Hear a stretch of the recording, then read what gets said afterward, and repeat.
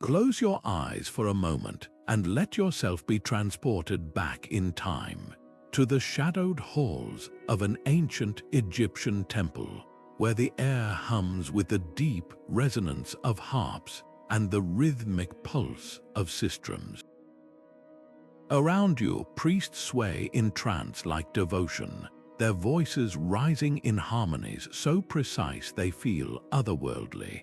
This wasn't just a performance, it was a sacred dialogue, a way to reach beyond the physical world and touch the divine.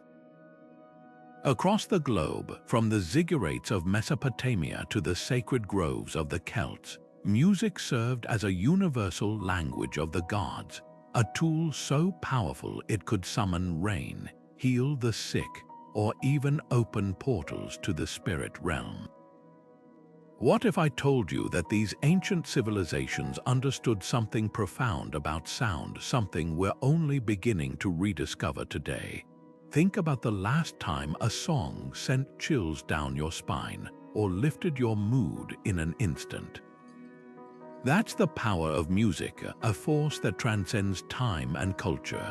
But for our ancestors, it was far more than emotion or artistry. In places like Sumer, where the world's oldest written hymns were etched into clay tablets, music was a science of the soul. Priests meticulously tuned their instruments to specific frequencies, believing certain notes could align human energy with the cosmos. The Greeks called this concept the music of the spheres, the idea that celestial bodies moved in harmonic ratios, creating a symphony only the enlightened could hear. And in Vedic traditions, the vibrations of sacred chants were said to manifest reality itself. How did they unlock these secrets, and why did so many cultures, separated by oceans and millennia, arrive at the same startling conclusions?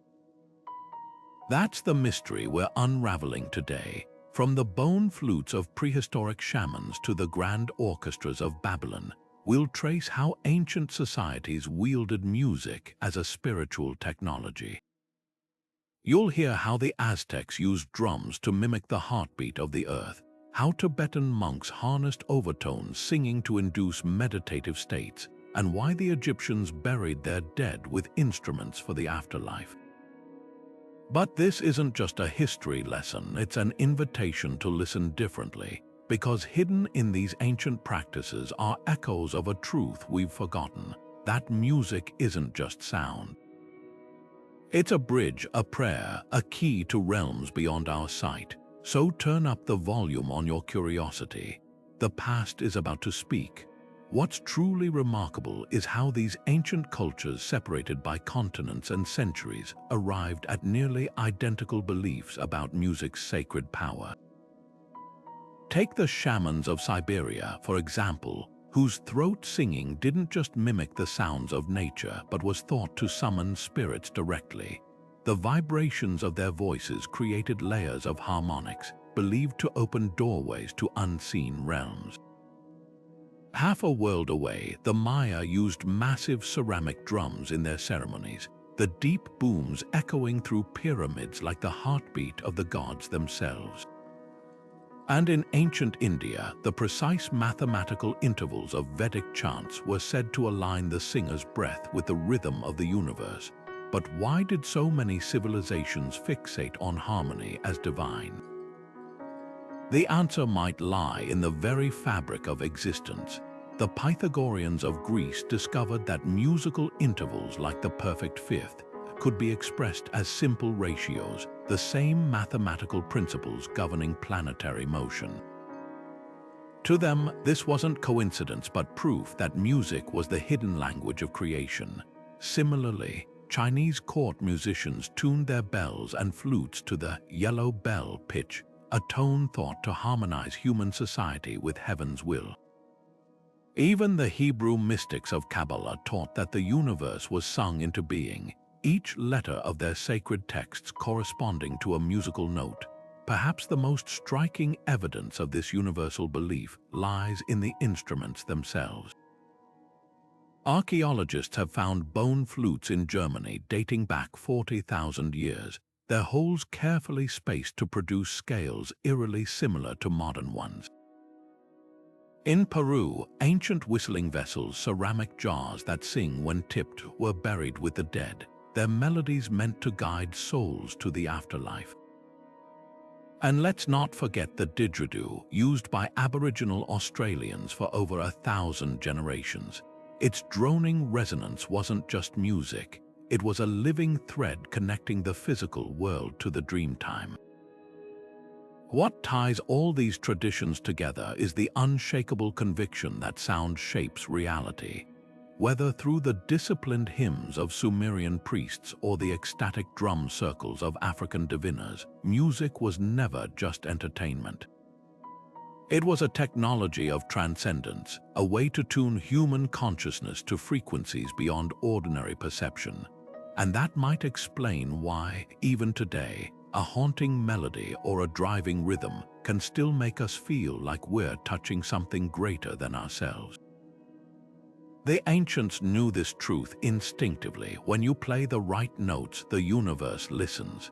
In the golden sands of Egypt, music wasn't just an art, it was the very breath of the divine.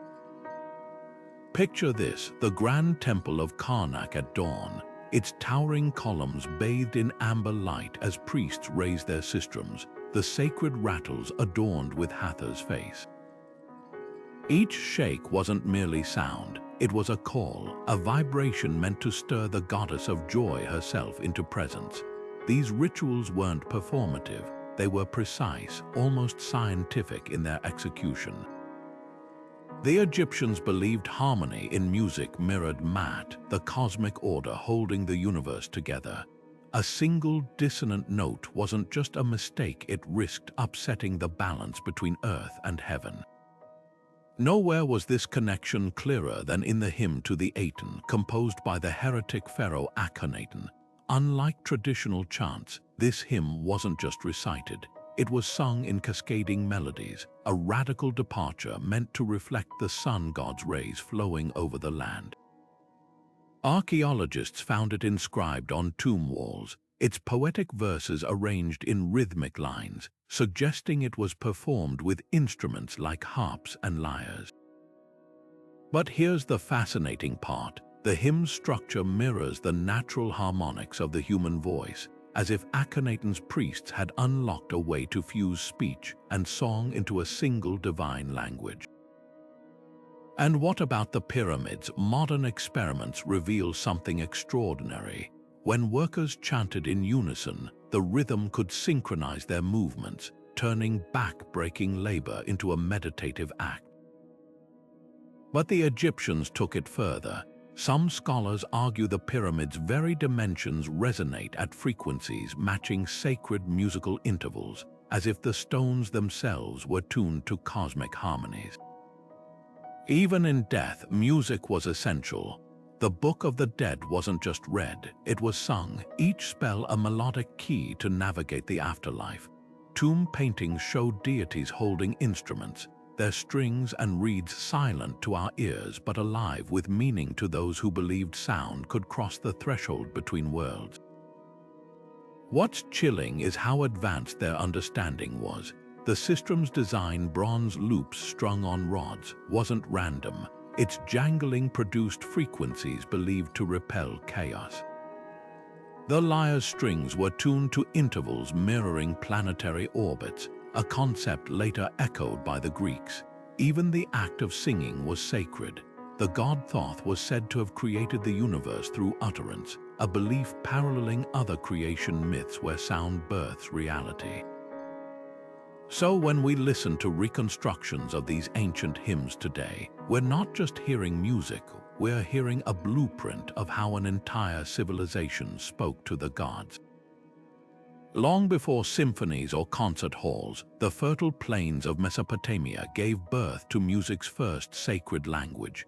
Imagine the ziggurats of their terraced steps alive with the shimmering tones of silver lyres, like the famous bull-headed lyre discovered in the royal cemetery, its lapis lazuli and gold inlays glinting as priests plucked its strings. These weren't mere performances, they were sonic offerings, mathematical prayers etched into clay. Take the Hurrian Hymn, its cuneiform notation painstakingly deciphered by modern scholars. When played today on reconstructed instruments, its rising and falling melody to Nickel, goddess of orchards, still carries an eerie power, as if 4,000 years haven't dulled its ability to stir something primal in the listener. What made Mesopotamian music so revolutionary was its fusion of precision and devotion. Temple scribes didn't just record lyrics, they documented tuning systems, scales, and even instructions for accompanying instruments. One tablet from Ugarit outlines a 9-stringed samum lyres tuning in intervals that eerily match later Greek modes. Another details how certain hymns to Ishtar required specific drum patterns to invoke her warlike aspect, while softer flute melodies accompanied her role as goddess of love. This wasn't artistry, it was spiritual engineering, where every note held cosmological significance. Musicians themselves stood at the intersection of heaven and earth.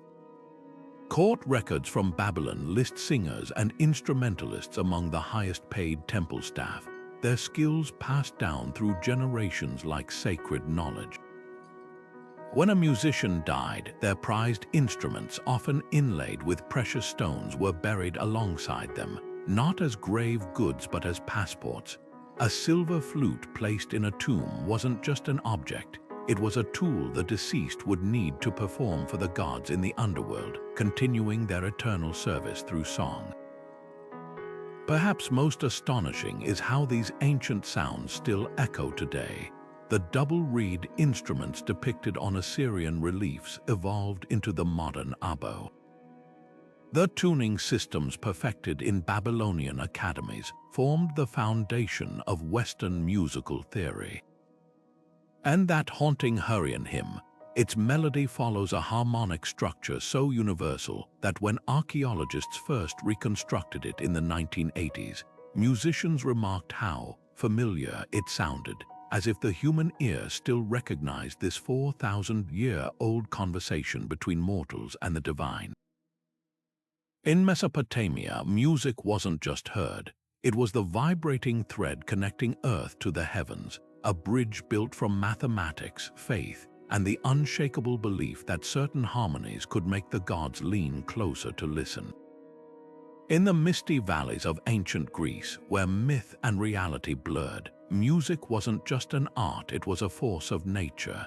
Take Orpheus, the legendary musician whose lyre could bend the will of gods and mortals alike.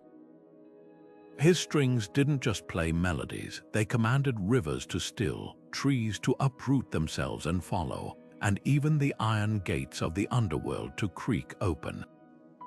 When his beloved Eurydice died, Orpheus didn't beg or bargain with Hades, he played, and for the first time in myth, death itself hesitated. That's how deeply the Greeks believed in music's power. It could soften the unyielding, soothe the savage, and momentarily cheat fate. But Orpheus was more than a myth. His story reflects a universal truth the Greeks lived by, that music was a bridge between realms. At Delphi, the holiest site in Greece, priests didn't just chant prophecies, they sang them. The surviving fragments of the Delphic hymns, etched into stone, reveal intricate musical notations meant to accompany the Pythia, Apollo's oracle, as she inhaled sacred vapors and channeled the god's voice. These weren't random tunes, they were carefully composed in enharmonic scales, intervals so precise they were thought to induce trances, opening the mind to divine whispers. Then there's Pythagoras, the philosopher who heard the universe sing. While experimenting with hammers and strings, he discovered that harmonious sounds emerged from simple mathematical ratios, the same proportions governing the orbits of planets. To him, this wasn't just acoustics, it was proof that the cosmos vibrated with a hidden symphony, what he called musica universalis. Even the spacing between celestial bodies mirrored musical intervals. Earth to the moon was a whole tone, moon to Mercury a semitone, building a cosmic scale only the enlightened could perceive. The Greeks took this further, weaving music into medicine. Asclepius' healing temples employed specific melodies to restore balance to the body, believing discordant humors could be tuned like a lyre's strings. Soldiers carried flutes into battle not just for morale but because their piercing tones were thought to ward off chaos, much like the sistrum in Egypt. And in Plato's Republic, music was a pillar of education not for entertainment, but because the right harmonies could shape a citizen's soul, aligning it with justice and virtue. What's striking is how these ideas converged. The same mathematical harmonies Pythagoras found in the stars, Orpheus channeled into his lyre, and the Delphic priests harnessed to commune with Apollo. For the Greeks, music wasn't just sound. It was the hidden architecture of reality, a divine language waiting to be decoded. And perhaps that's why, even today, a well-tuned melody can still feel like a key, turning in a lock we've forgotten exists. In the ancient forests and river valleys of India, sound wasn't just heard, it was worshipped. The Vedic sages didn't merely chant their hymns, they sculpted them into precise sonic forms, each syllable vibrating with the weight of creation itself. These weren't poems set to melody, they were living mantras, formulas of power that could, when uttered with perfect tonal accuracy, manifest reality. The Rig Veda, the oldest of these texts, wasn't written to be read silently. Its verses were sung in 3 distinct pitches, a trinity of notes believed to mirror the cosmic balance of earth, atmosphere, and heaven. A single mispronunciation wasn't just an error, it risked disrupting the delicate harmony between worlds. At the heart of this tradition lies Nada Brahma, the revelation that the universe itself is sound. Ancient Indian mystics described creation as a single, eternal vibration, the primal arm from which all existence unfolds. The Veena, Saraswati's instrument, wasn't just a musical device. Its 7 strings symbolized the 7 planes of consciousness, and playing it was an act of alchemy, tuning the human spirit to higher realms. Meanwhile, Krishna's flute carried a different magic. Its haunting melodies weren't just music but calls drawing souls like the gopis of Vrindavan, who abandoned everything to follow that sound, as if it were the voice of the divine itself. What's astonishing is how meticulously this knowledge was preserved. The Samhita, one of the 4 sacred texts, is essentially a musical manual, its verses arranged not by meaning but by melodic structure. Priests spent decades mastering these chants, knowing that the rise and fall of each note could invoke rain, heal illness, or even ignite sacred fires. Modern experiments reveal something extraordinary. When these chants are performed correctly, their vibrations produce geometric patterns in sand identical to yantras, sacred diagrams used in meditation. It's as if sound could etch divinity into matter. Even time itself bowed to this sonic science. Ragas, the melodic frameworks of Indian classical music, weren't just scales, they were temporal rituals. The Bhairavi Raga, sung at dawn, carried the misty stillness of morning, while the fiery Todi Raga channeled midday's intensity. Each was linked to a deity, a season, even an emotional state, an entire cosmology encoded in melody. Musicians would prepare for weeks before performing certain ragas, observing strict fasts and purifications, because legend warned that playing them carelessly could summon storms or droughts. The legacy of this wisdom still pulses through India today. Walk into a Carnatic music concert in Chennai, and you'll hear the same microtonal inflections that once resonated in Chola temples 1,000 years ago. Sit by the Ganges at dusk, and the evening aarti bells ring with harmonics that seem to dissolve the boundary between water and sky. The ancients knew something we're still relearning. That sound isn't just something we make. It's the unseen current that carries prayers, bends time, and in the right hands becomes a mirror held up to the face of the divine.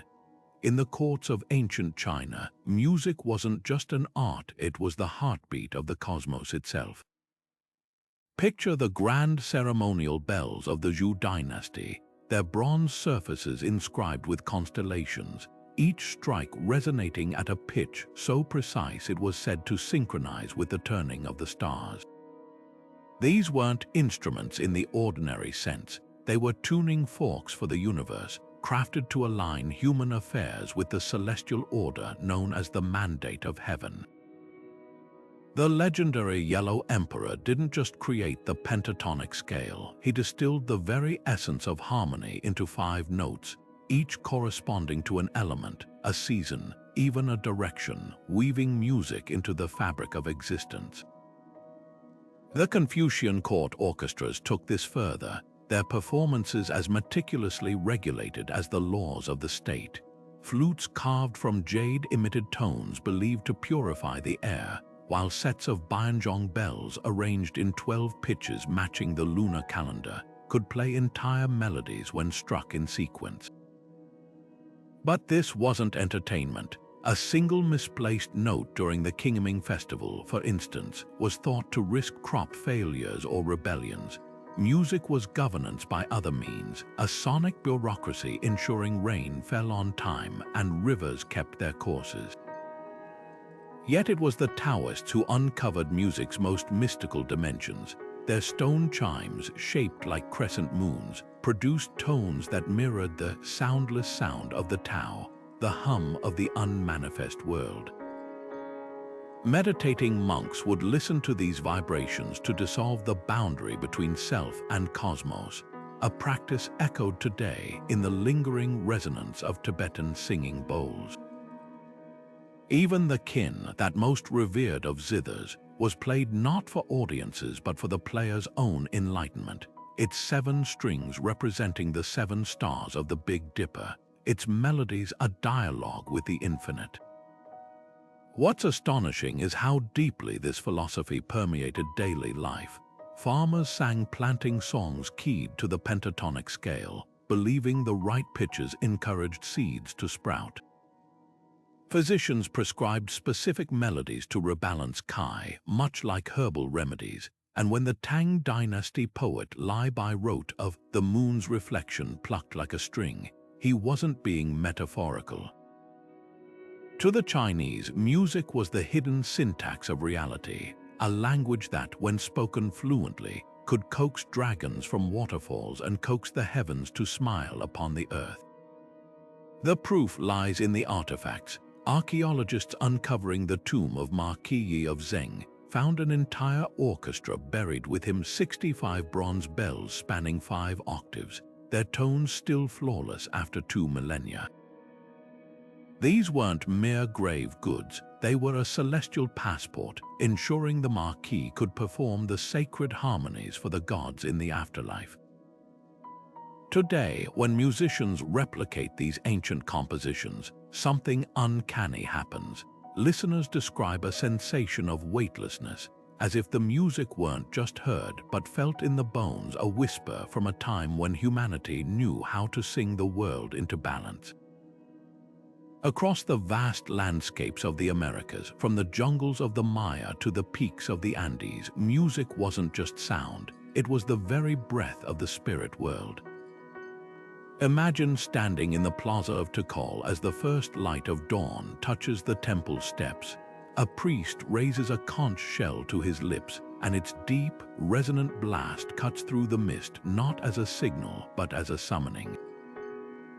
To the Maya, this wasn't mere ritual, it was a conversation. The conch's spiral mirrored the whirl of storms, its voice calling Chok, the rain god from the clouds. And when the skies finally opened, it wasn't coincidence. It was the sound that bridged realms, but the Maya weren't alone in this belief. Travel south to the Andes, where the haunting duet of panpipes, the antara and siku, still echoes across valleys like wind through canyon walls. To the Inca, these weren't just instruments, they were the voices of mountain spirits. Each pipe's length was carefully measured to produce intervals mimicking the natural harmonics of waterfalls and bird calls, as if the music itself was an extension of the land. Played in interlocking pairs, one musician finishing the other's phrases, the panpipes embodied Yanantin, the Andean principle of duality, where harmony emerges from balance. Farmers would play them during planting, believing the melodies coaxed Pachamama, the Earth Mother, to nurture the seeds. Then there were the drums, the heartbeat of the shaman's journey. From the Arctic to the Amazon, indigenous healers used rhythmic pulses to enter trance states, their tempo syncing with the brain's theta waves to induce visions. The Lakota's buffalo hide drums, the Mapuche's kultron painted with cosmic symbols, each was a vessel. When a shaman struck the drum, it wasn't just leather vibrating, it was the axis mundi, the world tree, resonating to carry their spirit between earth and sky. Anthropologists recording these rituals noticed something uncanny. Despite continents of separation, drumming patterns worldwide hover near 4 beats per second, the exact frequency at which the human brain shifts into a liminal state, as if the drummers had discovered a universal key to altered consciousness. The Aztecs took this further, weaving music into the fabric of existence itself. Their huhutal drums, carved with jaguar motifs, throbbed during ceremonies honoring Tlaloc, the storm god. Dancers adorned with rattles made from dried gourds moved in precise formations, the seeds inside mimicking rainfall. Even their whistles weren't ordinary. Archaeologists found skull-shaped clay pipes in Tenochtitlan that, when blown, produced screams indistinguishable from human cries. These weren't instruments of terror but tools of transformation, designed to disorient the mind and open it to the divine. What unites these traditions is the understanding that music wasn't just art, it was alchemy. The Mayas' rain-summoning conches, the Incas' mountain-speaking panpipes, the shamans' world-crossing drums, all shared a singular purpose: to vibrate the veil between seen and unseen. Modern science is just beginning to catch up. Studies show that certain frequencies can alter brain activity, stimulate plant growth, even rearrange molecular structures. The ancients didn't need labs to know this. They felt it in their bones, heard it in the wind, and with every note they played, they whispered back to the universe in the language it first taught them, the language of sound. Africa's drumbeats didn't just echo across the savannah, they pulsed through the very soul of its people. Picture a Yoruba ceremony under the sprawling baobab trees, where the 3-headed bata drum thunders to life, its leather skins struck with palms oiled in sacred herbs. Each rhythm was a name, a fingerprint in sound, calling down specific orishas like lightning from the sky. When the drummers played the pattern for Shango, god of thunder, devotees didn't just dance, they became vessels, their bodies convulsing as if struck by the deity's own energy. This wasn't entertainment, it was possession, a merging of human and divine through the alchemy of rhythm. Journey north to Nubia, where the legacy of Egyptian ritual lived on in hypnotic chants and the sharp crack of palm-to-palm clapping. Here, priestesses moved in concentric circles, their feet stirring dust into spirals that mirrored the Nile's currents. The clapping wasn't mere accompaniment, it was mathematics, a complex system of polyrhythms believed to mimic the heartbeat of Hathor herself. Archaeologists have found temple reliefs showing identical gestures from Luxor to Meroe, proof that this sacred syncopation bridged kingdoms and millennia. Then there were the Dogon, whose masked dancers transformed into living constellations under Mali's star-flecked skies. Their sigui drums, carved from hollowed baobabs and stretched with antelope hide, reproduced the cosmic pulse of Namo, the amphibious creator beings who, according to myth, brought rhythm to humanity. When the dancers leapt in their serpentine masks, the drumbeats dictated each motion not as choreography, but as reenactment. The deep thud of the gangan represented the first stirrings of matter, while the high-pitched tack of the smaller dunan mimicked the spark of stars igniting. To witness this was to watch creation itself unfold in sound and movement. But the true genius lay in how these traditions intertwined. The Yoruba's talking drums could replicate the tonal language of their speech, turning gossip into melody and history into rhythm. Griots across West Africa used this technique to encode centuries of lineage and lore into drummed patterns, a living library vibrating through time. Meanwhile, the San people of the Kalahari clicked their tongues in rhythms that mirrored the darting of prey during trance dances, their bodies becoming conduits for the hunt's primal energy. What unified these practices was the unshakable belief that sound could bend reality. A drum wasn't just wood and hide, it was a threshold. When the Malink played the gem to celebrate the harvest, its booming bass wasn't just noise, it was the voice of the earth giving thanks. And when the Zulu warriors stamped their feet in unison during the Indlamu dance, the ground itself seemed to answer, a reminder that every step, every beat, was part of an eternal conversation between the living, the dead, and the gods who moved through both. Deep in the oak groves of ancient Gaul, where mist curled between gnarled branches like spectral fingers, the Druids tuned their harps to the whispers of the wind. Their music wasn't composed, it was received, a sacred download from the natural world. Each plucked string resonated with the voice of a different tree, the oak's low hum for strength, the willow's shimmering tremolo for visions. When they chanted, it wasn't in words we'd recognize but in oglochas, the secret language of birds and streams, believed to unlock doors to the other world.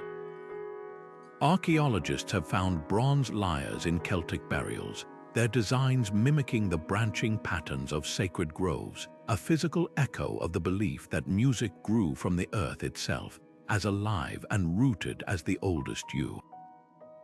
Now leap north to the firelit halls of Viking chieftains, where skalds didn't just recite sagas, they conjured them. A well-crafted verse could literally alter fate in Norse cosmology. When a skald sang of Odin's exploits, his voice channeled the god's own breath, the alliterative rhythms kennings acting as spells. Take the galdralag, the magic meter used in incantations. Its repeating phrases weren't poetic devices but sonic sigils, each repetition amplifying power like a spiritual feedback loop. The legendary saga of Egil Skallagrimsson tells of a curse sung in this meter that made a rival's bones splinter from within, proof that to the Norse, words set to melody weren't art but artillery. What tied these traditions together was the liminality of sound. The Celts believed certain harp tunes like the Goldtry Lament, Jeantry Joy, and Suantry Sleep could dissolve the veil between worlds when played at twilight or dawn, those fluid moments when day and night traded places. Their seasonal festivals, like Samhain, featured music tuned to the dying breath of autumn, calling ancestors to walk among the living. Meanwhile, Norse ceremonial drums, often painted with world tree motifs, were struck at precise intervals to mimic Yggdrasil's pulsing roots, aligning human gatherings with the cosmic rhythm. The instruments themselves were talismans, Celtic harps strung with horsehair and animals sacred to the goddess Epona were said to carry riders to the otherworld if played underwater, their muffled tones becoming the voices of drowned poets. Norse bone flutes, carved from the ribs of sacrificial animals, channeled the spirits of the creatures they'd once belonged to. Even the act of composition was sacred. Irish bards underwent 7 years of training in dark huts, memorizing hundreds of tunes until their fingers moved as if guided by unseen hands. Modern reconstructions reveal something startling. When played in ancient acoustical hotspots like Newgrange's Passage Tomb or Iceland's echoing lava caves, these melodies trigger unusual brainwave patterns, inducing trance states without chemicals. The Druids and Skalds didn't need neuroscience to understand that sound could rewire consciousness. They simply knew, as all true mystics do, that certain vibrations don't just reach the ears, they resonate in the marrow, humming the oldest truth of all. That music is the first language, and we are merely its translators. Today's neuroscientists are uncovering something extraordinary, what ancient priests and shamans knew instinctively. When researchers at Stanford hooked EEG monitors to participants listening to rhythmic drumming at 4 beats per second, the brain waves didn't just change, they synced to the tempo, shifting into theta waves, the same state found in deep meditation or hypnosis. This isn't coincidence, it's biology. The brain's thalamus, our internal metronome, locks onto repetitive rhythms, slowing its oscillations like a pendulum swaying to the drum's pulse. Suddenly, those Viking scald chants or Yoruba possession ceremonies make chilling sense. The right rhythm doesn't just accompany trance, it induces it. But rhythm is only half the story. Take Gregorian chant, those soaring medieval melodies sung in monasteries. When studied in acoustic labs, their slow, free-flowing cadences hovering around 6 cycles per minute were found to synchronize with human breathing at rest. Singers' heart rates dropped, stress hormones plummeted, and listeners experienced the same physiological shift, as if the music was breathing for them. Even more striking, the chant's Latin vowels were deliberately elongated to maximize resonance in the skull, creating vibrations that stimulated the vagus nerve, a direct line to the body's relaxation response. What monks called praying twice through song, science now recognizes as sonic therapy. Then there are the Himalayan singing bowls. When UCLA researchers placed them on subjects' chests and struck them, the vibrations traveled through bone conduction, altering brain activity within minutes.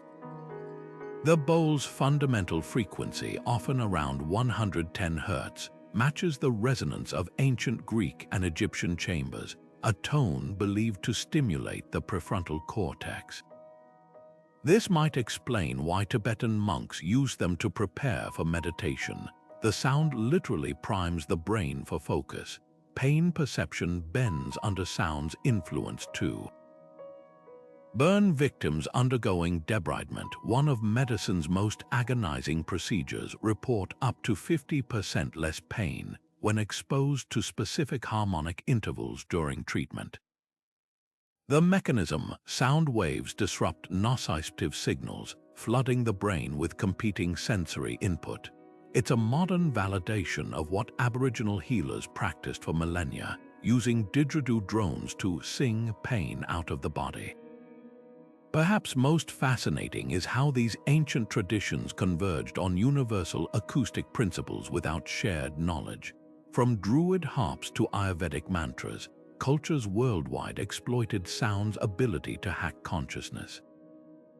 Modern labs now confirm that certain frequencies like 432 Hz, found in both Vedic chants and the Great Pyramid's resonant chambers, can enhance DNA repair in cells. Others, like the 528 Hz miracle tone, appear to reduce cortisol levels. The ancients lacked spectrographs, but their ears and intuition mapped the same sonic territories we're only now quantifying. This isn't mysticism, it's physics. When a shaman's drum or a nun's chant alters awareness, it's not magic. It's the brain responding to precise vibrational inputs evolution wired us to recognize. The real mystery isn't why these practices worked, but how so many cultures discovered these acoustic truths independently. Whether through trial, revelation, or some lost common root, humanity's sacred sound traditions weren't just spiritual art. They were the world's first neuroscience, written not in textbooks but in rhythm, resonance, and the unshakable certainty that some harmonies touch more than the ear. They touch the soul. The sistrum wasn't just an instrument to the ancient Egyptians. It was a divine key, its bronze loops etched with the face of Hathor, the goddess who birthed the universe through song. When shaken, the rattling metal didn't just create sound. It repelled chaos, its frequencies tuned to mirror the vibrations of the primordial waters of Nun. Even the handle was sacred, often shaped like the ankh, the symbol of life, as if to remind the priestess that every movement of her wrist was an act of creation. Across the Mediterranean, the Greek aulos carried its own mystique. This double-reeded pipe associated with Dionysus wasn't merely played, it was inhabited. Musicians described feeling the god's presence as they blew into it, their breath becoming the frenzied melodies unlocking ecstatic states where dancers moved as if possessed. In the Himalayas, the Dungchen Tibet's long ceremonial trumpet stretched toward the sky like a bridge to the heavens. Its deep, resonant blasts weren't meant for human ears alone. They were imitations of the Dharmapalas, the protective deities whose voices were said to shake mountains. Monks would play these trumpets during rituals, the sound waves vibrating through their bodies as a form of sonic meditation, aligning their breath with the rhythm of the cosmos. Similarly, the Hebrew shofar, carved from a ram's horn, carried the weight of prophecy. Its piercing cry at Rosh Hashanah wasn't just a call to prayer, it was the same blast that once shattered Jericho's walls, a sound so potent it could collapse barriers between the material and divine. Materials mattered as much as melody. The Chinese Guqin zither's wooden body came from centuries-old Polonia trees, believed to have absorbed the wisdom of the ages. Native American flutes were carved from cedar, its aromatic wood thought to carry prayers upward on rising smoke. Even the strings held power. Viking lyres used gut strings from sacrificed animals, turning each pluck into an echo of the creature's spirit. These weren't arbitrary choices, they were deliberate acts of alchemy, transforming ordinary objects into conduits for the sacred. Decoration deepened the connection. Aztec Teponaztli drums bore carvings of Quetzalcoatl's feathered serpent, the patterns not just art but activation codes striking the drum's tongues awakened the god's essence. Hindu venas were adorned with yantras, geometric diagrams that turned the instrument into a mandala, its strings vibrating the universe into order. And in West Africa, the gem's hourglass shape mirrored the cosmos, its base the earth, its head the sky, the player's hands the unifying force between. What's haunting is how these designs transcended time and terrain. A Babylonian lyre excavated from Ur, crowned with the golden head of a bull, shares the same symbolic language as the Celtic carnix, its bronze bells shaped like a roaring boar, both instruments blurring the line between beast and divinity. Modern musicians who replicate these ancient designs report something uncanny. The longer they play, the more the instrument seems to play them, as if the wood, metal, or hide remembers its original purpose. Perhaps that's the secret these cultures understood, that music isn't just made, it's channeled, and the right instrument becomes a living thing, vibrating with the breath of gods long silent. In the temples of Sumer, becoming a musician wasn't just about mastering an instrument, it was a spiritual initiation, a lifelong vow etched in clay and ceremony. These temple musicians, known as Gaela, didn't simply rehearse melodies, they memorized entire libraries of hymns in a dead language, Emezul, believed to be the dialect of the gods. A single mispronounced syllable could render a prayer meaningless, so their training spanned decades, with apprenticeships beginning in childhood. But here's what's fascinating, their role transcended performance. When a Gaela played the Balag harp during rites for Inanna, they weren't just honoring the goddess, they were embodying her. The harp's strings, tuned to the intervals of the Mesopotamian zodiac, became conduits for celestial energy, and the musician's voice, shaped by breath control techniques still studied today, turned into a vessel for divine utterance. Half a world away, the Vedic chanters of India took precision even further. Their sacred texts, the Samaveda, weren't merely recited, they were sung in 3 precise pitches, with microtonal inflections so subtle modern linguists struggle to replicate them.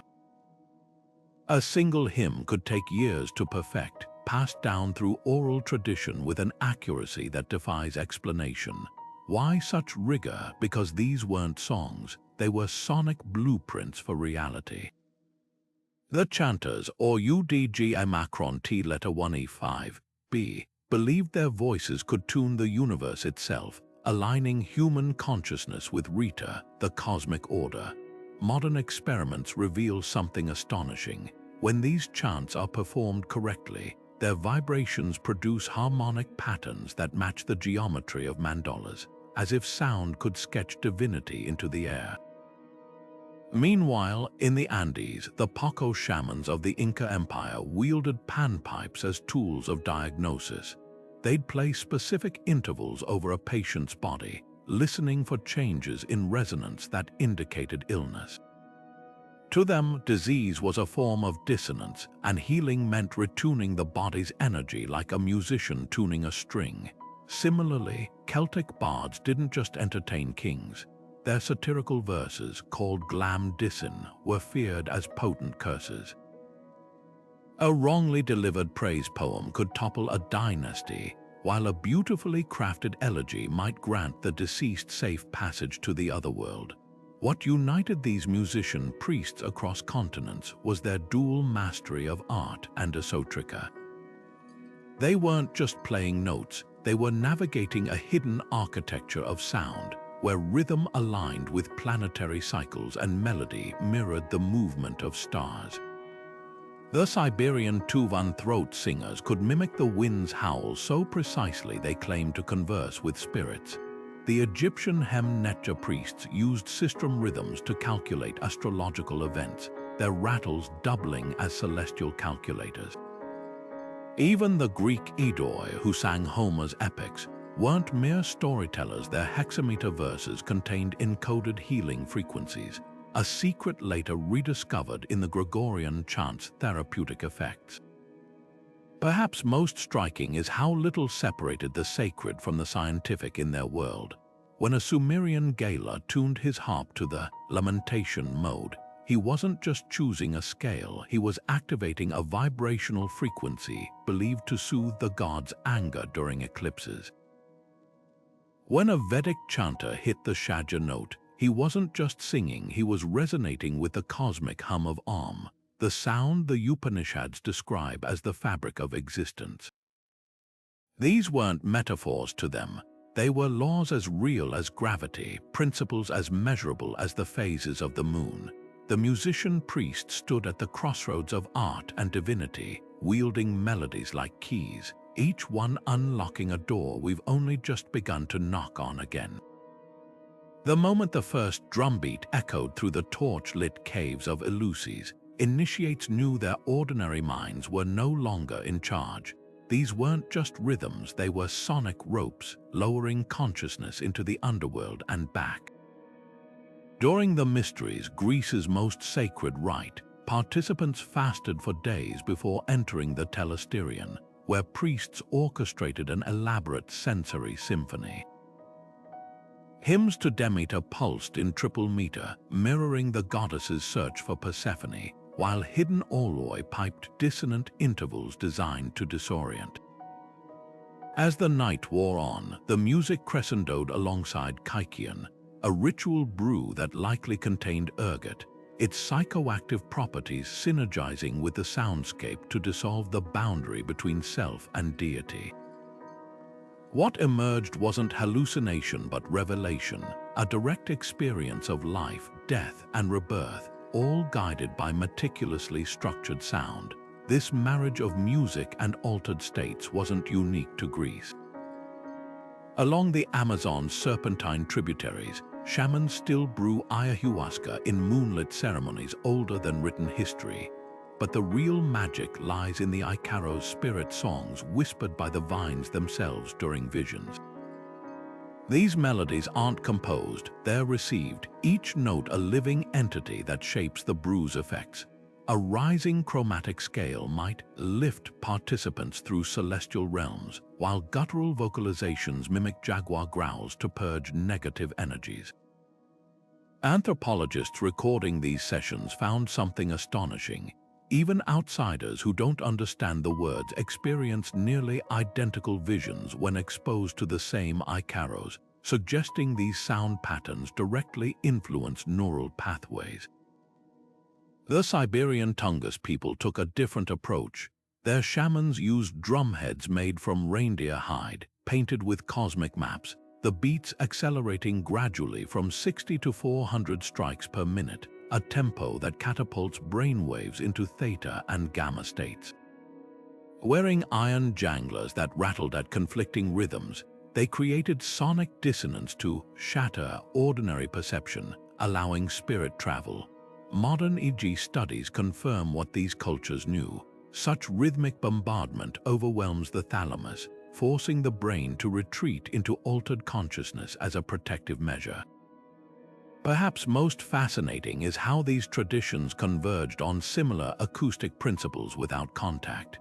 The Greek aulos' double reeds produced beats frequencies that disrupted normal cognition, just as Tibetan monks use low-frequency chanting to vibrate the pineal gland.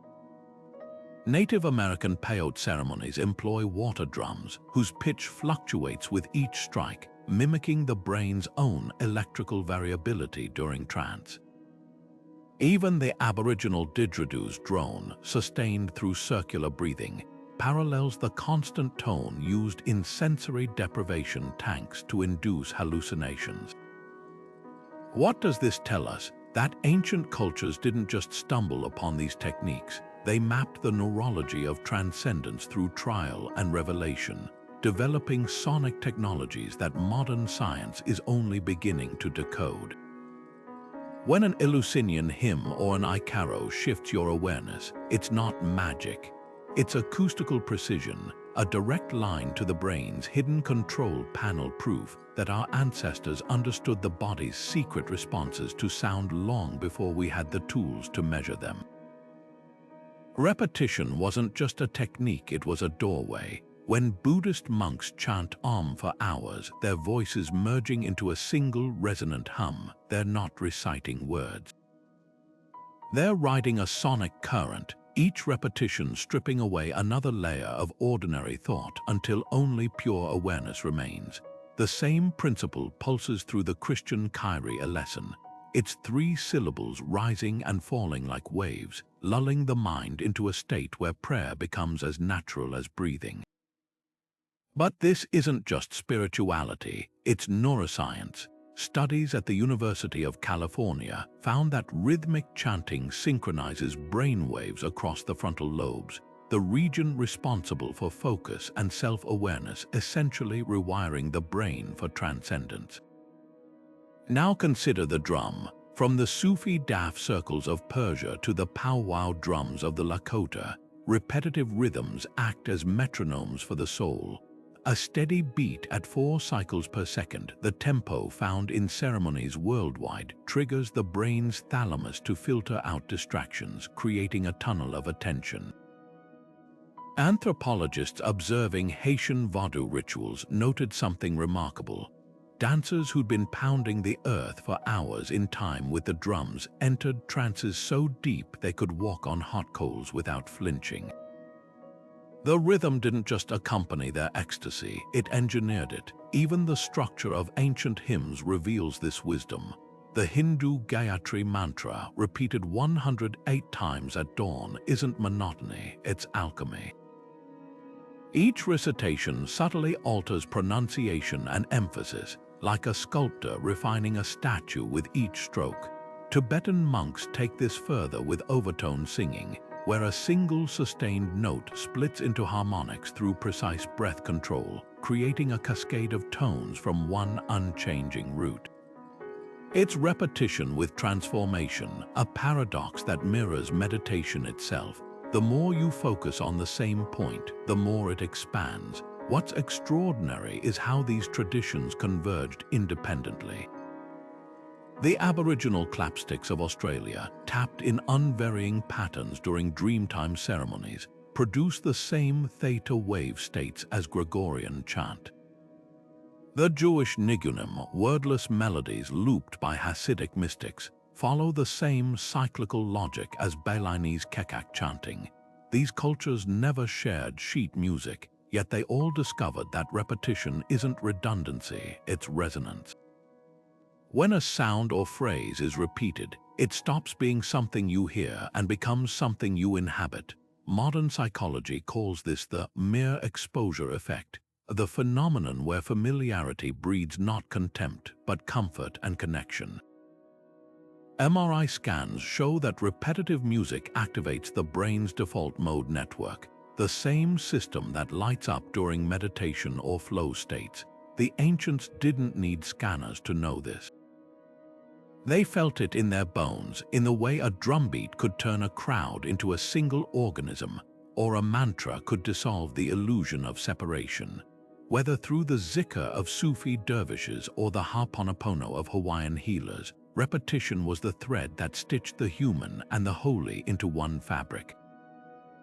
The next time you find yourself tapping your foot to a catchy song or losing track of time while humming a tune, remember, you're not just enjoying music.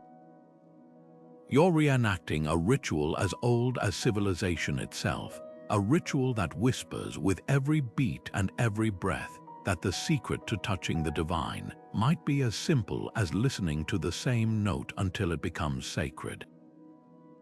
For the ancient Egyptians, death wasn't an end, it was a journey scored by music.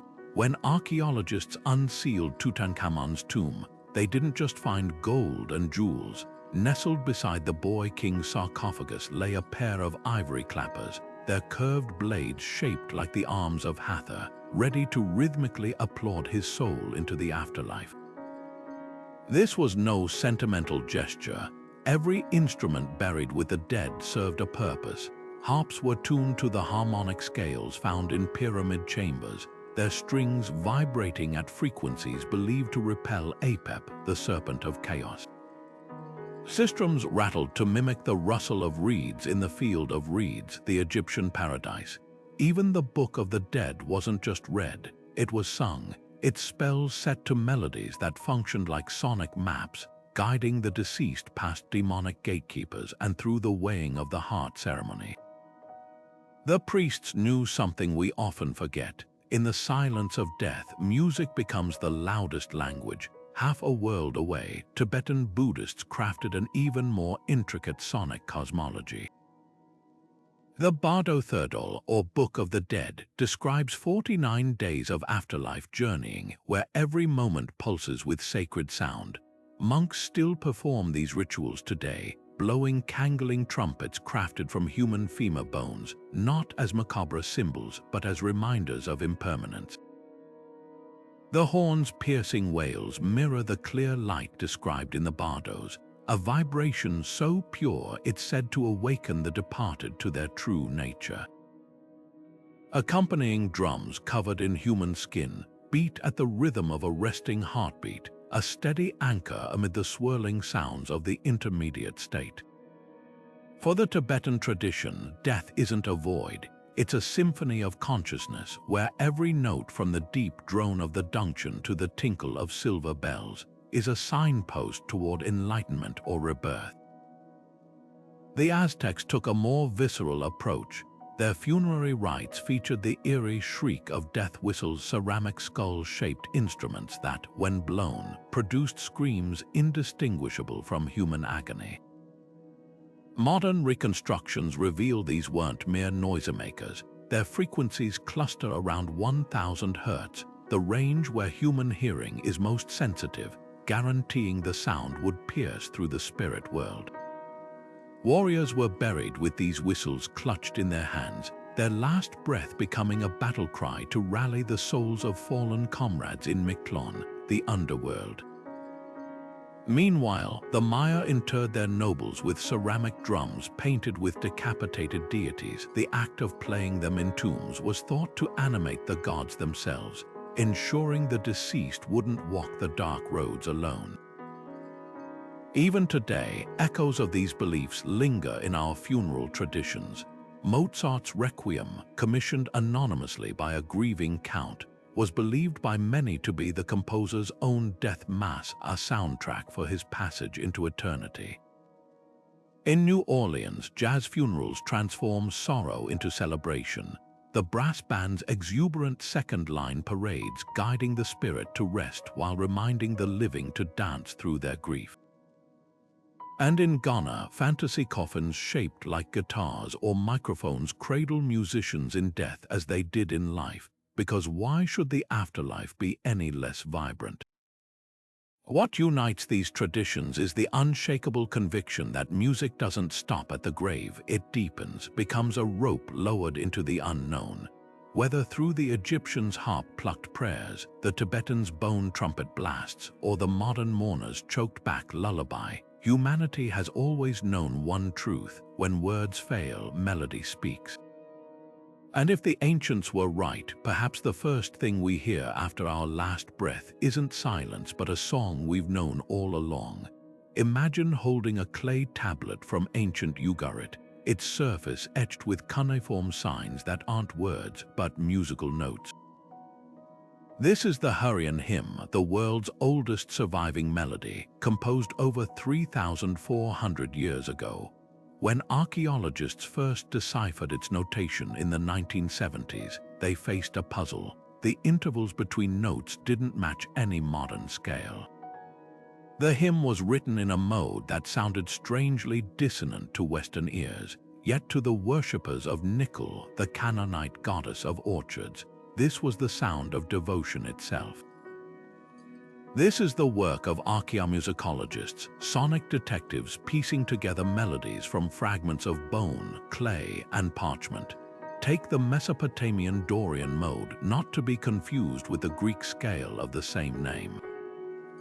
Reconstructed from lyre tunings described on cuneiform tablets, its intervals create a haunting, unresolved tension, unlike the satisfying cadences of modern music.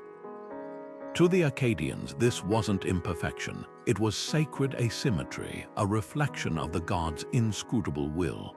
Then there's China's yellow bell, the foundational pitch of imperial music.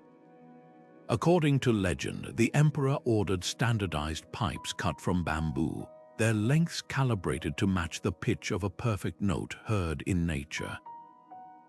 This tone became the sonic anchor of Chinese cosmology, tuning everything from temple bells to bureaucratic rituals.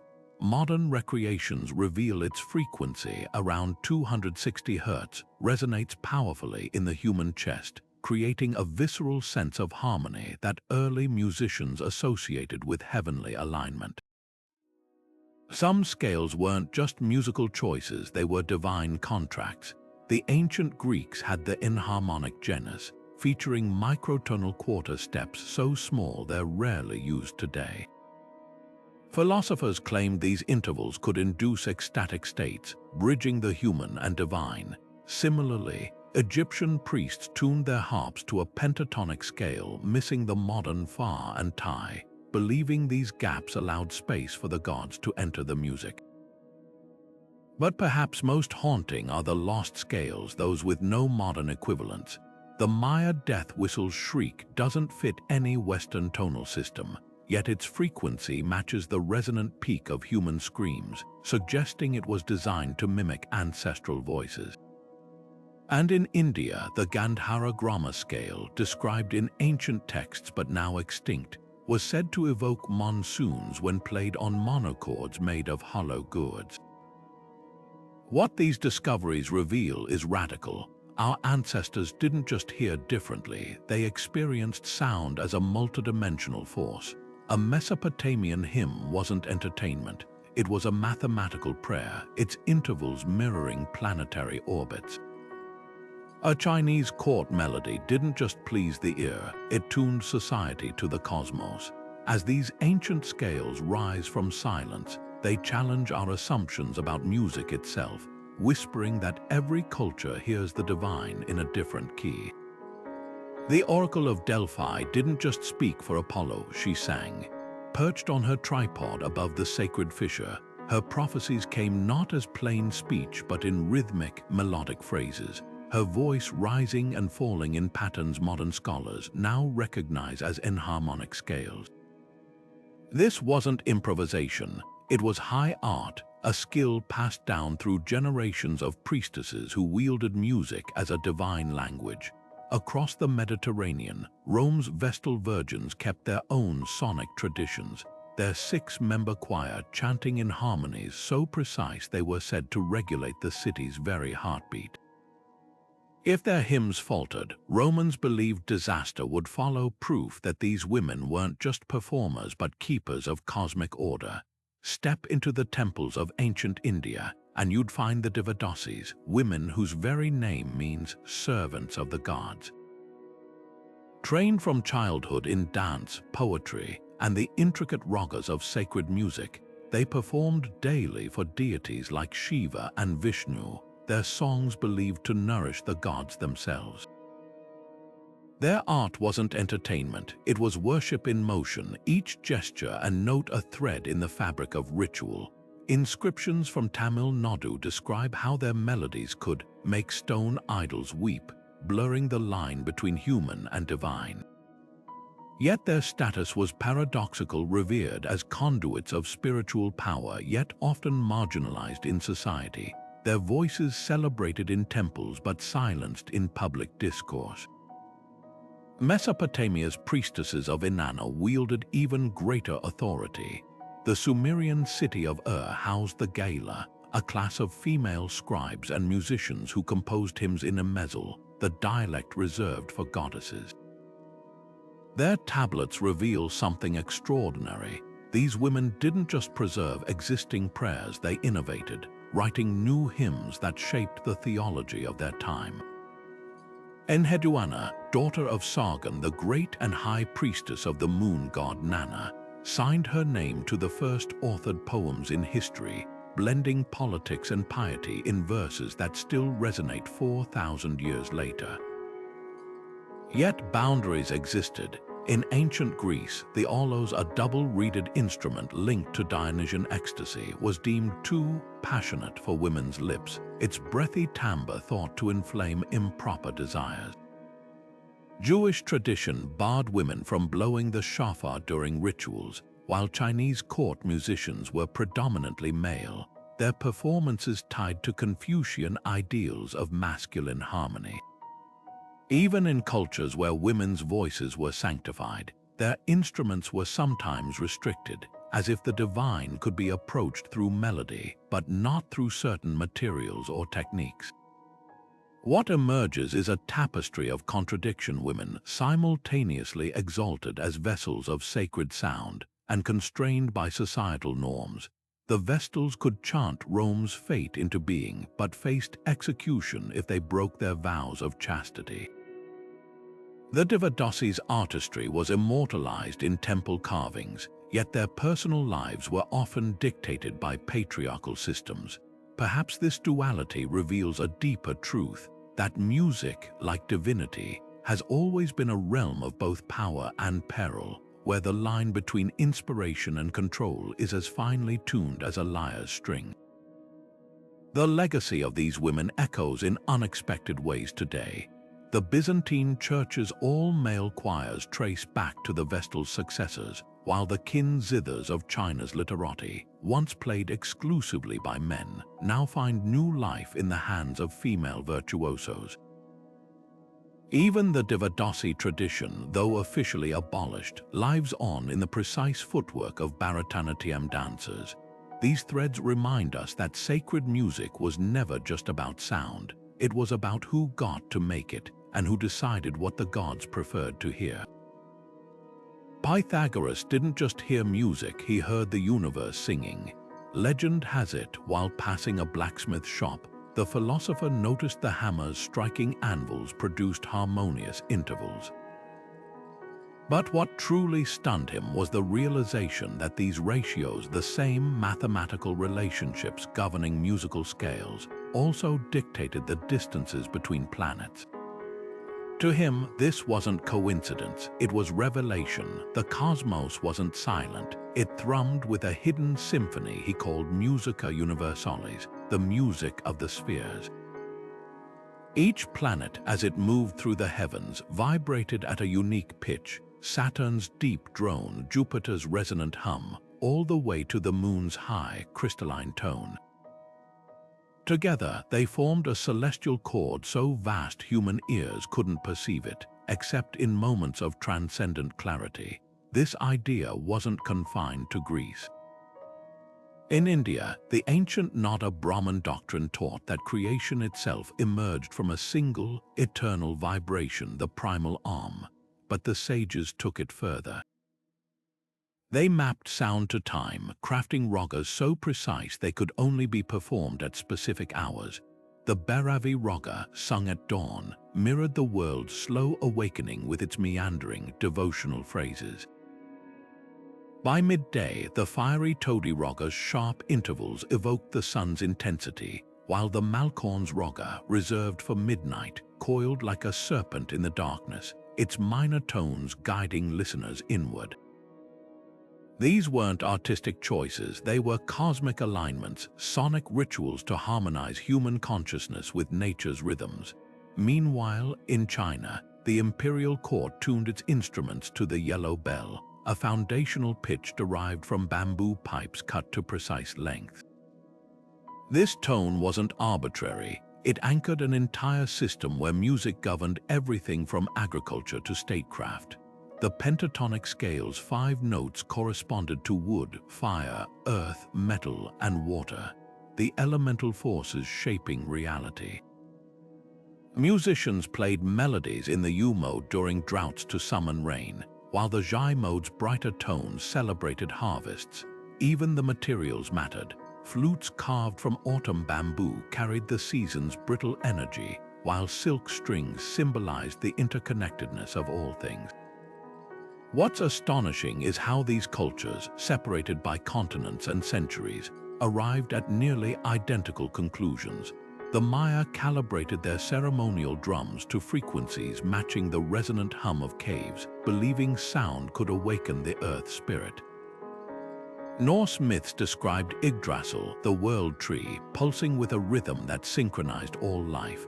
And in Egypt, the hieroglyph for joy was a harp, not just because music pleased the gods, but because its strings mirrored the harmonic ratios binding creation together.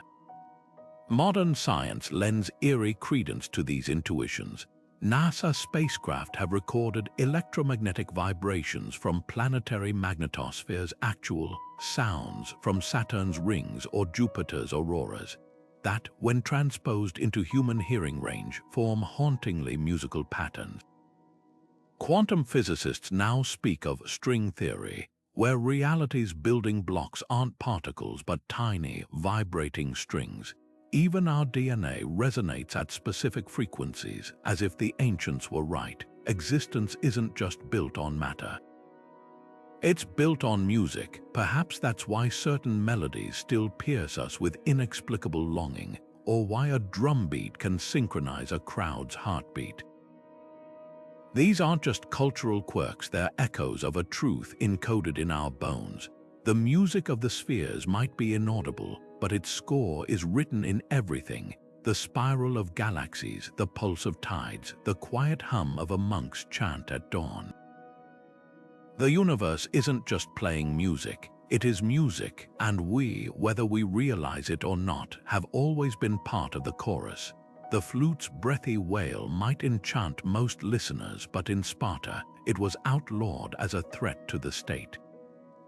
The aulos, a double-reeded instrument sacred to Dionysus, was banned from military training camps, its swirling melodies deemed too intoxicating for soldiers who needed discipline, not ecstasy. Spartan elders feared its wild, trance-inducing power could unravel the rigid self-control they spent centuries cultivating. This wasn't just censorship, it was an acknowledgement of music's primal grip on the human psyche. The same instrument that propelled Athenian revelers into divine frenzy was seen in Sparta as a siren call to chaos, proof that one culture's sacred sound could be another's sonic poison. Half a world away, early Islamic scholars grappled with a similar dilemma. While Sufi mystics like Rumi celebrated the ney flute as a metaphor for the soul's longing, conservative jurists warned against music's ability to distract from prayer. The Hadith sayings of the Prophet contained ambiguous references to instruments, sparking debates that still echo today. Some interpreted these texts as banning all melodic expression outside Quranic recitation, while others carved exceptions for devotional songs. The tension wasn't just theological, it was psychological. Those who feared music recognized its uncanny ability to bypass reason and speak directly to desire, making it a potent tool or a dangerous vice. Even instruments themselves fell under suspicion. The Hebrew Bible recounts how King Hezekiah destroyed the bronze serpent Moses once wielded, despite its sacred origins, because people had begun worshipping it. Similarly, Tibetan Buddhist monasteries occasionally banned damaru drums adorned with human skulls during certain periods, fearing their potent symbolism might overshadow their spiritual purpose. In medieval Europe, the hurdy-gurdy's droning tones were temporarily prohibited in churches for being too sensual, its vibrating strings allegedly stirring improper passions among parishioners. What unites these taboos is a startling truth. Societies didn't fear music's weakness, they feared its strength. When the Chinese Emperor Qin Shi Huang ordered all books burned, he spared treatises on agriculture and medicine, but included musical theory in the purge, understanding that melodies could preserve rebellious ideas more stubbornly than ink on bamboo. The Aztecs forbade commoners from playing the teponaztli log drum, reserving its sacred rhythms for priests alone, because its vibrations were thought to summon gods who might side with the oppressed. These weren't arbitrary rules but cultural immune responses, attempts to quarantine sounds that threatened to rewrite the rules of power. Because music doesn't just reflect society, it reshapes it note by note. And sometimes the most dangerous art isn't the kind that's silenced, but the kind that refuses to stay quiet. In the hushed halls of a Trappist monastery, silence isn't just the absence of sound, it's a sacred language. These monks, bound by vows of near-total quiet, treat stillness as the highest form of prayer, a resonance deeper than any chant. Their days unfold in wordless rhythms, the scrape of a hoe in the garden, the whisper of turning pages, the faint clink of a spoon at mealtime. Each sound is framed by silence like a single note held in an infinite rest. This isn't deprivation, it's alchemy. By stripping away noise, they amplify the subtle music of existence, the pulse of breath, the rustle of wind through cloister arches, turning the mundane into the divine. Zen Buddhists take this further, treating silence as both teacher and tool. In the Zendo, the only sounds are the creak of knees on tatami mats and the occasional strike of the kyosoku, a wooden stick that jolts meditators back to awareness. Even the ringing of the singing bowl isn't just a signal, it's a mirror, its lingering decay revealing the impermanence of all things. The space between strikes isn't empty, it's pregnant with meaning, a canvas where the mind's chatter fades to reveal what the masters call the sound of one hand clapping. Yet even in the most raucous rituals, silence plays its part. The Yoruba talking drums of West Africa may pound out complex messages, but the master drummer's skill lies as much in the gaps as the beats, those deliberate pauses where listeners lean in, hearts sinking to the withheld rhythm. Similarly, in Gregorian chant, the mediator, a brief silence mid-verse isn't just a breath. It's a hinge between heaven and earth, a moment for the sacred to seep into the singer's bones. The ancient Egyptians understood this interplay intimately. Their temple ceremonies alternated between deafening sistrum shakes and sudden silences, mimicking the primordial chaos and order of creation. The god Thoth, scribe of the divine, was said to govern both speech and stillness, his ibis beak clamping shut at strategic moments, reminding worshippers that some truths can't be spoken, only felt. Even the Book of the Dead instructs the deceased to listen for the silence behind the god's voices when judged in the afterlife. What these traditions share is the recognition that silence isn't passive, it's potent. Like the negative space in a painting or the rests in a symphony, it shapes meaning. The Sufis say Allah's first creation wasn't light or water, but silence, the void from which all words emerge. And when Navajo healers perform their blessing way ceremonies, they deliberately leave spaces in their chants, believing those quiet moments allow the holy people to whisper cures into the world. Modern science echoes this wisdom. Studies show that 2-second pauses in music trigger dopamine surges in listeners' brains, making silence the secret ingredient in great compositions. Neuroscientists call this anticipatory attention, the way our minds lean into the gap craving resolution. The ancients didn't need MRIs to know that stillness could be as electrifying as sound. They built rituals around this truth, teaching us that sometimes the most profound music isn't heard at all but felt in the spaces between.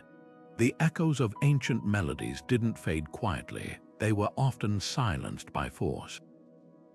When European colonizers sailed into the Americas, Africa, and the Pacific, they didn't just bring guns and disease, they brought a cultural erasure that targeted music as ruthlessly as any weapon. Missionaries in Australia confiscated didgeridoos, calling them devil's instruments. Spanish priests in the Andes burned Incan panpipes, replacing them with church hymns. The goal wasn't just conversion. It was severing the sonic lifelines that connected people to their gods, their ancestors, and the land itself. For centuries, these traditions survived only in whispers, hidden in remote villages or coded into the rhythms of permitted songs, like the way African polyrhythms resurfaced disguised in Caribbean work chants. Yet the human spirit has a way of humming through the cracks. In the highlands of Peru, Quechua elders who'd kept the art of the antara flute alive in secret began teaching younger generations in the 1970s, their breath-reviving melodies that once called down mountain spirits. Across the Pacific, Hawaiian activists resurrected the Oli, traditional chants that had been banned for nearly 200 years, piecing them together from fragments in missionary journals and the fading memories of Kupuna, their elders. These weren't just performances, they were acts of defiance, sonic rebellions asserting that colonization hadn't won. Scholars became unlikely allies in this revival. Archaeomusicologists like Richard Dumrill decoded Mesopotamian tuning systems from cuneiform tablets, while teams in Greece used 3D printing to recreate the aulos, its double reeds producing the same dizzying harmonies that once sent oracle priestesses into trances. In Mexico, researchers analyzed the skull-shaped Aztec death whistles found in ruins, their shrieks long dismissed as noise revealed to be precise replicas of human screams, likely used to guide souls through the underworld. Technology now bridges gaps that time created. Machine learning algorithms have reconstructed the Delphic hymns from fragmentary notations, letting us hear the exact melodies that shook pilgrims at Apollo's temple. Indigenous communities from Siberia to New Zealand are digitizing oral histories, ensuring that the last living bearers of sacred songs can pass them on virtually. Even commercial music platforms are playing a role. Spotify's Indigenous category amplifies artists singing in nearly extinct languages, their streams becoming digital campfires where traditions gather new listeners. But this revival isn't just about preservation, it's transformation. When the Sami people of Scandinavia reintroduced Joik, their ancestral throat singing, they blended it with electronic beats, creating a sound both ancient and futuristic. Maori Waiata chants now underscore Hollywood films, their lyrics carrying prayers into global pop culture. The didgeridoo, once banned, is now studied for its therapeutic effects on sleep apnea, its drones recognized as medicine by Western science. What's emerging is a tapestry where old and new intertwine. A Navajo hip-hop artist samples cedar flute melodies in protest songs. A Balinese gamelan orchestra collaborates with a jazz pianist, its bronze keys ringing alongside syncopated chords. These fusions aren't dilutions, they're proof that sacred music is alive, adapting without forgetting its roots. The gods may have gone silent for a time, but their songs were never truly lost. They were waiting like seeds in the earth for the right moment to rise again. Gospel choirs don't just sing, they summon. When the Hammond organ swells and the first harmonies rise from the pews, something shifts in the room. It's the same alchemy the ancient Egyptians knew when they chanted to Hathor, the same power Tibetan monks harness in their throat singing, that spine-tingling moment when a choir hits a dissonant chord resolving into harmony. That's not just musical theory, it's a direct descendant of the Pythagorean music of the spheres, the belief that certain intervals vibrate in tune with the universe. Modern worship might swap lyres for electric guitars, but the intention remains unchanged, to dissolve the boundary between human and divine through collective sound. Turn on a meditation app today and you'll hear echoes of even older traditions. Those electronic drones layered with nature sounds, they're distant cousins to the Aboriginal didgeridoo's primal hum, both designed to slow brainwaves and induce trance. Binaural beats, the latest trend in sound healing, operate on the same principle as the Celtic harp's fluctuating rhythms, using conflicting frequencies to create a third, internal pulse that guides listeners into deep meditation. Even the hype around 432 Hz tuning, touted as the frequency of the universe, traces back to the Vedic concept of Nada Brahma, that creation itself emerged from vibration. Artists like Dead Can Dance or Hurrian don't just borrow ancient aesthetics, they resurrect entire sonic cosmologies. When Lisa Gerard of Dead Can Dance sings in glossolalia, a wordless, improvised language, she channels the same ecstatic vocalizations used by Greek oracle priestesses. Hurrian's performances, with their bone rattles and throat singing, aren't concerts but rituals, recreating Norse and Germanic chants so accurately that archaeologists use their recordings to test acoustic properties of ancient sites. These musicians aren't reviving the past, they're proving its sounds still hold power. Science is catching up to what shamans knew instinctively. MRI scans show Gregorian chant activates the brain's default mode network, the same region lit up during deep prayer or psychedelic experiences.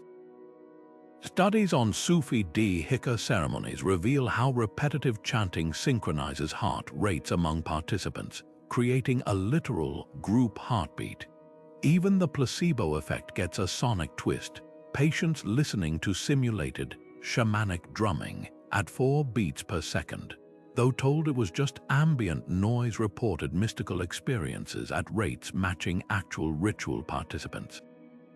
The beats didn't change, the belief did. This isn't nostalgia, it's neuroscience meeting ancient intuition. When a gospel choir's call and response mirrors the Yoruba rituals of West Africa, when a meditation track's sine waves mimic the resonant frequency of Egypt's Great Pyramid, it's proof that some truths about sound transcend time. We've swapped clay drums for subwoofers and bone flutes for synthesizers, but the goal remains the same: to find those rare combinations of rhythm and pitch that don't just enter our ears, but rewrite our inner landscape. The ancients called it speaking to the gods. We might call it therapy or art, but both understandings point to the same profound reality: that music at its highest purpose isn't entertainment. It's a technology of transcendence, and humanity never stopped reaching for it. The bone flute found in Slovenia's Divj Babe cave, carved from a young bear's femur with 4 precisely spaced holes, has sparked one of archaeology's fiercest debates. Carbon dated to over 40,000 years ago, it predates modern humans in Europe, suggesting Neanderthals may have crafted it. Skeptics argue the holes could be random puncture marks from predators, but acoustical tests reveal something startling. When replicated, the flute produces a haunting pentatonic scale, the same 5-note sequence found in folk music from Scotland to China. Was this coincidence or proof that our extinct cousins shared our instinct for harmony? The controversy speaks to a deeper question whether the urge to create music is hardwired into all human minds, or if it emerged uniquely in our species as a cultural fluke. Equally puzzling is the eerie consistency of emotional responses to certain scales across unrelated cultures. The Phrygian mode, with its tense half-step intervals, evokes unease whether played on a Greek aulos or a Mongolian morin kua. Similarly, the major third interval, think of the first 2 notes in When the Saints Go Marching In, triggers feelings of brightness in traditions as disparate as Renaissance polyphony and West African highlife. Neurologists point to how these intervals mirror the natural harmonics of human speech. Joyful tones cluster in major thirds, while distress signals often slide into minor seconds. But ancient musicians didn't have spectrograms. They discovered these emotional triggers through trial, intuition, or perhaps something more mystical. Then there's the placebo debate. When a Navajo Hatolei chanter performs the Beauty Way ceremony, patients report profound healing, even when recorded versions fail to produce the same effect.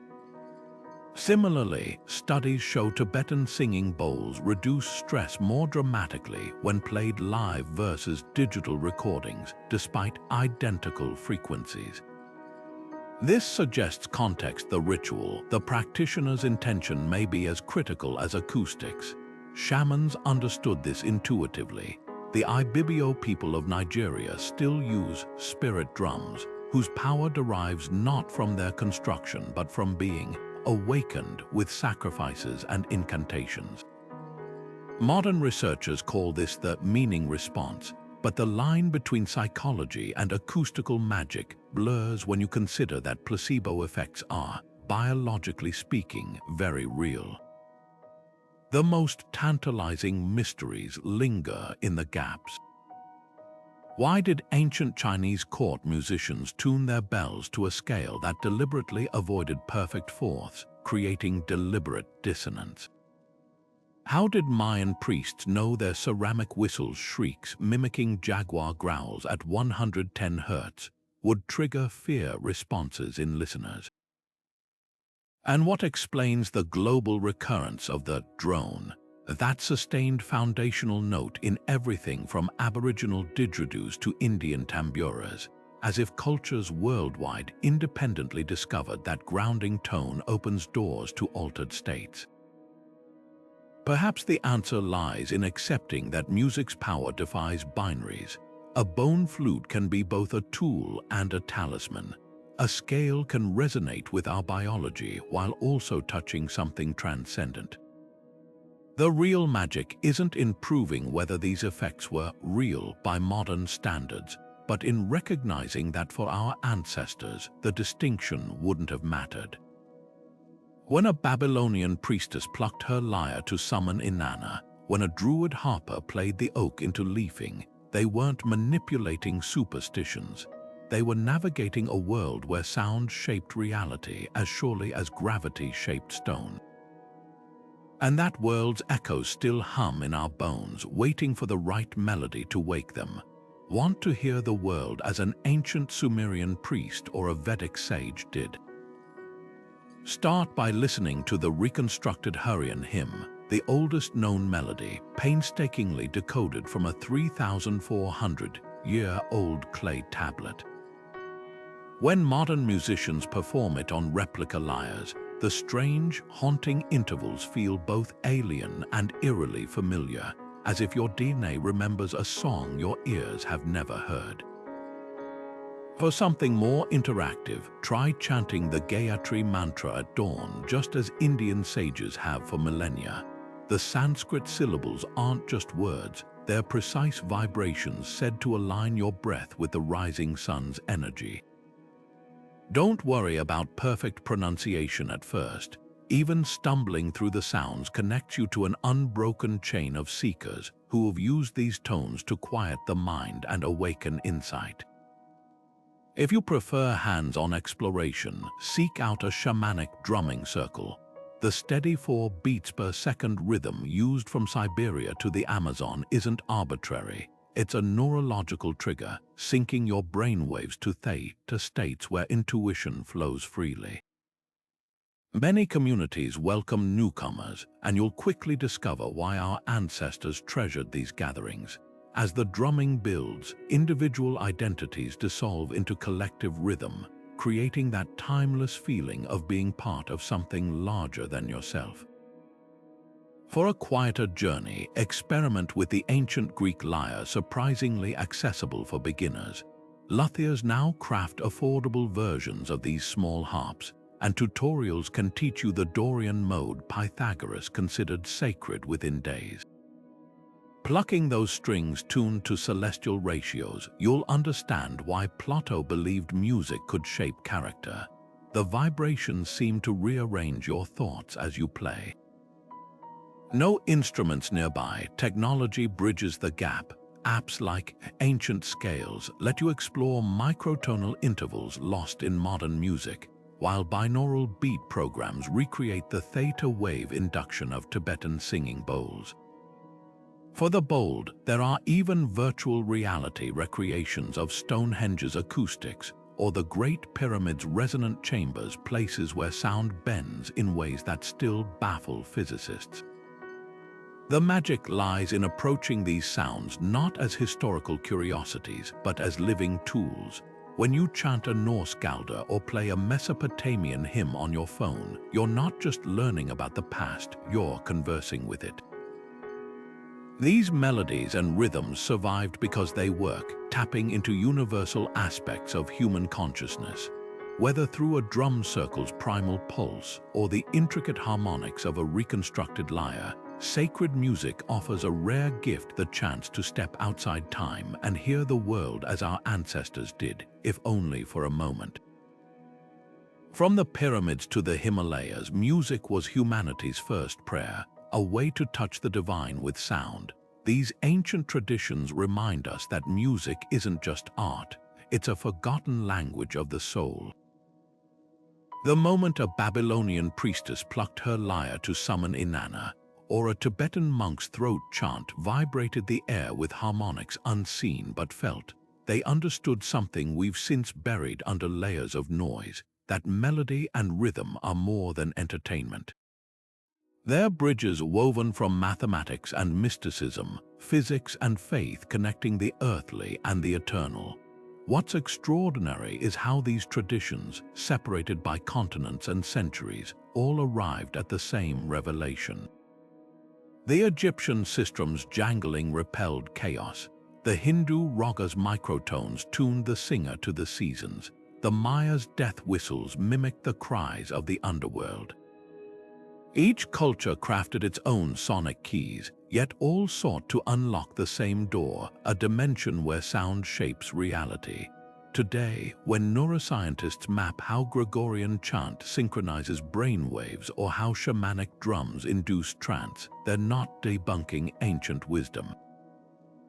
They're confirming it with modern tools. This isn't just about history, it's about reawakening a primal instinct. When you lose yourself in a song that gives you chills, or feel a drumbeat syncing with your pulse, you're experiencing the same alchemy that once moved priests and shamans. The difference: they listened with intention, treating music not as background noise but as a sacred dialogue. Imagine what we might hear if we listened that way again, if we tuned our playlists not just for pleasure but for transcendence. As we piece together these lost harmonies, whether through reconstructed Hurrian hymns or the living traditions of indigenous elders, we're not just preserving the past. We're reclaiming a birthright. Every culture that ever raised a flute, strummed a string, or pounded a drum left behind a message. The universe sings, and we are its instruments. The question isn't whether the gods spoke through music, but whether we've forgotten how to listen. Hit subscribe to keep unraveling these mysteries with us. And tell us in the comments, what song feels like a bridge to something greater for you? Your answer might be the next thread in this unbroken melody.